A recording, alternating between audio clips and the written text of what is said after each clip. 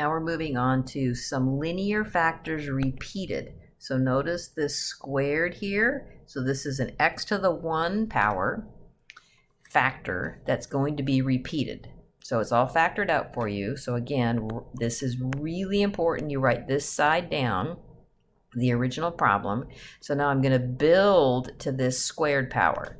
So I'm going to have a over x minus 1 and a b over the x minus 1 squared, building to that squared power, and there's just an a and a b on the top because both of these x's are just to the 1 power. And then I'm going to have a c over the x plus 1. Okay, so then the next step, erase that, is to multiply both sides by the denominator. So the denominator is this, right? So let me show you. So x plus 1. So this is where mistakes are made, so be really careful. X plus 1. Okay, so when I multiply this times this side, these cancel, so I'm just left with 4x. So now be careful distributing. So this times this term, so I have an x minus 1 and an x minus 1 squared. So one of those x minus 1s cancels, so I'm left with a times an x minus 1 times an x plus 1. A, x minus 1, x plus 1. Next, so now I'm going to multiply this times this term. So both of the x minus 1 squared terms cancel. So what am I left with? A b times an x plus 1. A b times an x plus 1. Then lastly, I'm going to multiply this in. So the x plus 1 terms cancel. So I'm left with c times x minus 1 squared. C times x minus 1 squared. So again, this is where mistakes are made. So be really careful and go slowly and write this side down, write this down, and see how it cancels. Okay, you always want to be smart and choose the wise values for x first. So let's looking here. I see if I choose x equal 1, it will make both of these go away, right? They'll zero them both out. So I'm going to let x equal 1. So put x equal 1 on this side, I get 4. Put x equal 1 here, it's 0. X equal 1 here, I'll get b times 2. X equal 1 here, it's 0. So from this, I see b is 2. The other wise number would be letting x equal negative 1, because that will zero these two out. So again, you're never just choosing random numbers. So put x equal negative 1 in, I get negative 4 on the left-hand side. X equal negative 1, that's 0. X equal negative 1, that's 0. Put x equal negative 1 here, I get negative 1 minus 1, so that's a negative 2 squared times the c. So now I can solve for the c, so I get c equal negative 1.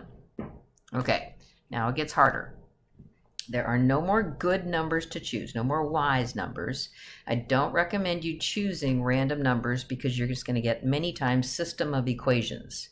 So here's what I want you to do to solve for a.